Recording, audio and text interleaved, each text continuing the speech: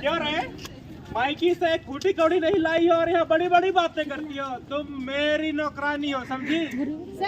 सुकल्याण नहीं, जितना पैसा कमा सकते हो घर पर देते हो उतना ही मैं। कोई आवाज देना पड़ेगा मैम जाके। मुझे ऐसे पीटने का, मैं अभी जा रही हूँ तुम्हारी कंप्लेन लिखवाने। समाज के लोग दृश्य देखने लगते हैं और आपस में बुदबुदाने लगते हैं। अरे देखो तो कितनी गिरी हुई लड़की है, अपने पति पर हाथ उठा दिया। अरे ये तो हर देश का अधिकार है गुस्सा करना, पर रेखा को अपने पति पर हाथ नहीं उठाना चाहिए। और करो पढ़ी लिखी लड़कियों के शादी।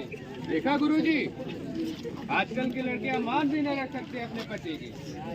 इतने में रुक्मणी वहाँ आ जाती है जो एक समाज सुधारिका है। आप लोग ये क्या कर रहे हैं? रेखा को कितनी चोट लगी है, इसे अस्पताल ले जाने के बजाय आप लोग इसे ही कोस रहे हैं। आओ नाटक देखने आओ। आओ नाटक देखने आओ। अरे पीछे वाले आगे आओ। पीछे वाले आगे आओ। आगे वाले बैठ जाओ। आगे वाले बैठ जाओ। आओ नाटक देखने आओ। आओ नाटक देखने आओ। आओ नाटक देखने आओ। आज गांव में पहली बार किसी स्त्री ने अपने पति पर हाथ उठाया है, इसलिए गांव में सभा बैठी है कि रेखा को क्या सजा मिलनी चाहिए। रेखा प्रधान जी के सामने सर झुकाकर खड़ी है।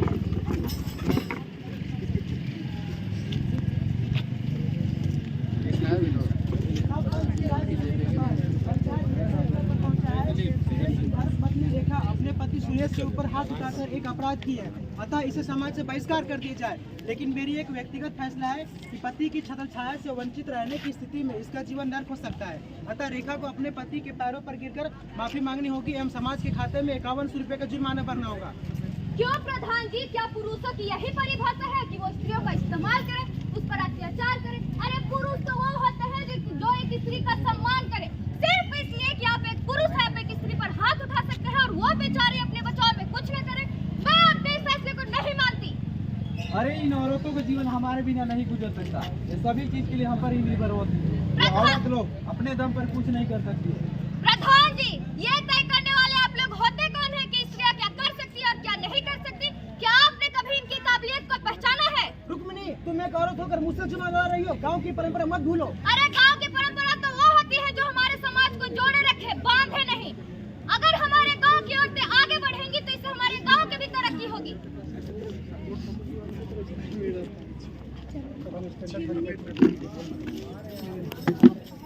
क्या सुरेश सुनो?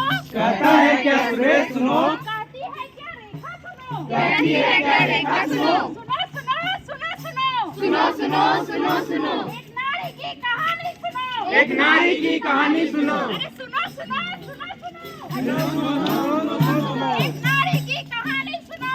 एक नारी की कहानी सुनो। रुक्मिणी गांव की महिलाओं को इकट्ठा करती है। बहनों, ये समय है कि हम अपने लिए आवाज उठाएं।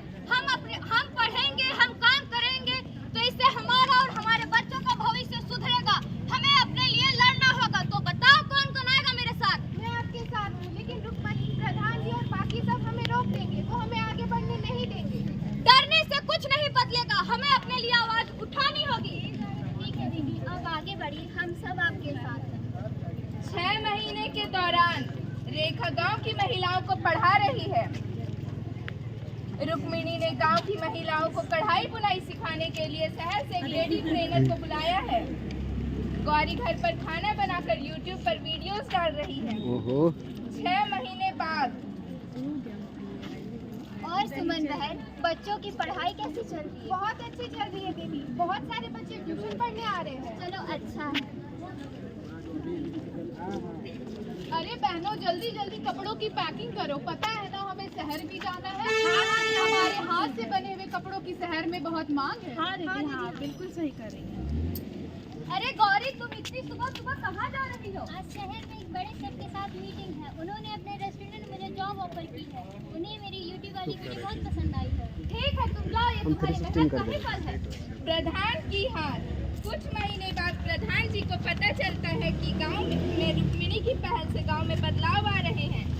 रुक्मिणी, तुमने गांव के नियम तोड़े, तुम्हें सजा मिलेगी। सजा मिलनी चाहिए, सजा मिलनी चाहिए। सजा तो आपको मिलनी चाहिए। आपने औरतों की ताकत को नजरअंदाज किया है। आज हमारे काम करने की वजह से हमारे गांव की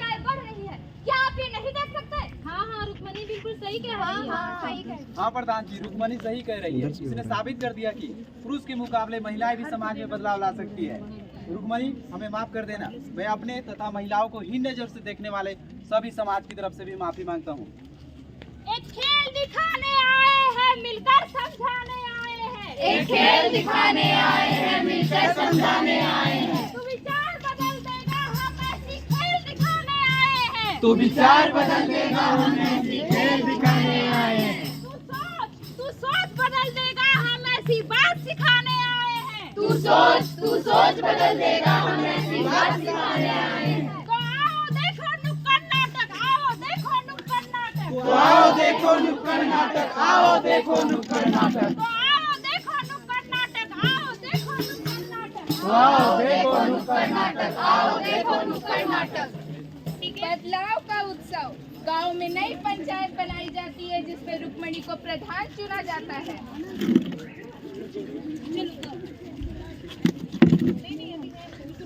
रेखा, हो सके तो मुझे माफ कर देना, मैं तुम्हारा गुनहगार हूँ। आपको अपनी गलती का एहसास हो गया, यही मेरे लिए बहुत। रुक्मिणी और मेरी सभी प्यारी बहनों, हमें माफ कर दीजिए। हमने आप लोगों पर बहुत अत्याचार किए हैं। रुक्मिणी, तुम जीत गई और मैं हार गया। भाइयों और बहनों, ये सिर्फ मेरी जीत नहीं है, ये उन सभी की जीत है जिन्होंने इस बदलाव के लिए अपने कदम आगे बढ़ाए हैं। अब हमारा गांव एक मिसाल बनेगा। जब एक पुरुष शिक्षित होता है तो सिर्फ एक आदमी शिक्षित होता है, लेकिन जब एक स्त्री शिक्षित होती है तो पूरा पीढ़ी शिक्षित होता है। धन्यवाद।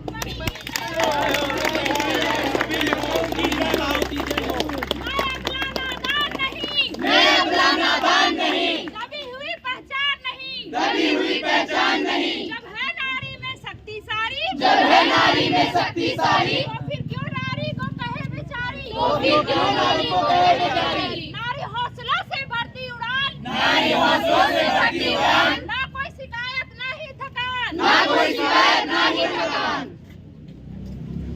इस नाटक का उद्देश्य समाज को यह बतलाना है कि महिलाओं की शिक्षा और बराबरी से न केवल उनका जीवन बल्कि पूरे समाज का भविष्य बदल सकता है। धन्यवाद।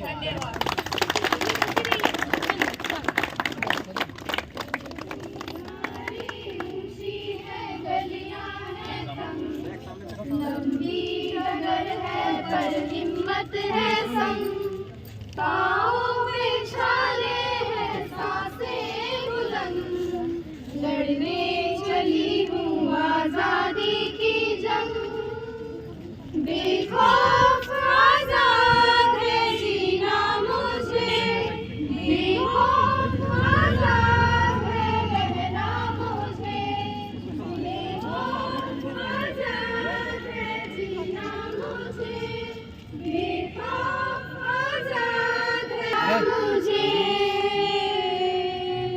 फोटो ले लीजिए ना।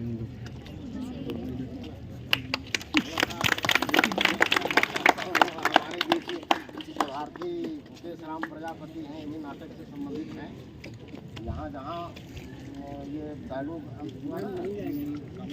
मैं के आगे बढ़ेंगे तो हमारा समाज आगे बढ़ेगा, राष्ट्र मजबूत होगा। ये एक दोनों को एक दूसरे का पूरे का स्थापित करना है। अभी दूसरा नाटक अभी बाकी है।